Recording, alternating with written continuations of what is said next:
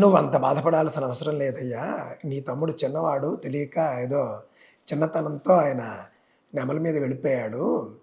నువ్వు తల్లిదండ్రుల చుట్టూ నువ్వు ఒక ప్రదక్షిణ చేయి చాలు. చేస్తే కనుక నువ్వు అన్ని లోకాలు తిరిగినటువంటి ఫలం నీకు వచ్చేస్తుంది అని.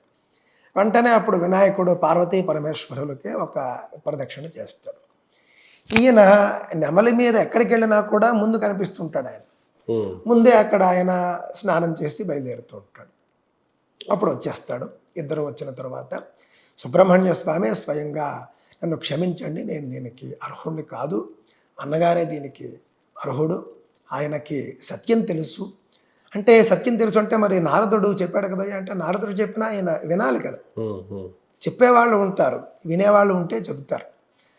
అందువల్ల నారదుడు గొప్ప మాట చెప్పాడు, ఈయన వెంటనే విని ఆచరించాడు. అంటే పెద్దవాళ్ల మాటలు ఆ విధంగా శిరసా వహించడం అనేది గొప్ప లక్షణం. అది వినాయకుడు అంతటి వాడు చేశాడు. తల్లిదండ్రుల చుట్టూ ఆయన తిరిగాడు. అక్కడ పార్వతీ పరమేశ్వరుల చుట్టూ తిరుగు నువ్వు మొత్తం అన్ని లోకాలు తిరిగినట్టని చెప్పలేదు నారదుడు. అలా చెప్తే వేరేగా ఉండేది. తల్లిదండ్రుల చుట్టూ తిరిగితేనే అని ఆయన చెప్పాడు.